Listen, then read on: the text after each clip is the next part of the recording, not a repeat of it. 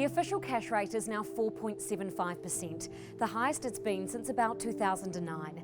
Its purpose is to make life more expensive, especially for homeowners with mortgages, to reduce spending in the economy. During this post-COVID hiking cycle, the Reserve Bank has increased the wholesale interest rate by more than 4% since October 2021, and it still has more to come. The committee agreed that the official cash rate still needs to increase, as was indicated in our November statement, to ensure that inflation returns to within our target range over the medium term. Some economists said the Reserve Bank should not increase the interest rate by this much following Cyclone Gabrielle, but it did it anyway, saying that the severe storm could actually push prices for some goods and services up, like food and furniture. The committee's current assessment is that over coming weeks, prices for some goods are likely to spike and activity will be weaker than previously expected. Export revenues will be negatively impacted.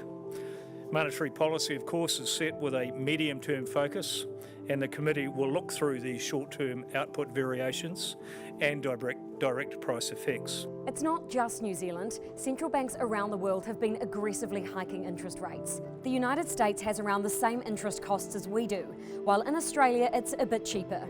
The official cash rate is the amount banks pay to borrow money from the Reserve Bank. Banks then tack on a margin to line their pockets when they loan that money to you. The Governor is now calling on banks to give better deposit rates to savers too. The official cash rate is the amount that banks pay to borrow money from the Reserve Bank. Banks then tack on a margin onto that interest rate to line their pockets when they loan that money to you. The Governor is now calling on banks to give better deposit rates to savers too. The committee agreed that monetary conditions need to tighten further, as indicated in our November statement, so as to be confident that there is sufficient restraint on spending to bring inflation back within its 1 to 3% target range. The Reserve Bank still expects the official cash rate to peak at 5.5% at some point this year, and New Zealand will enter a recession as a result.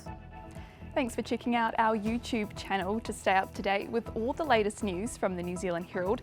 Click the subscribe button below or check out one of the videos here and head over to nzherald.co.nz for more details on these stories and more.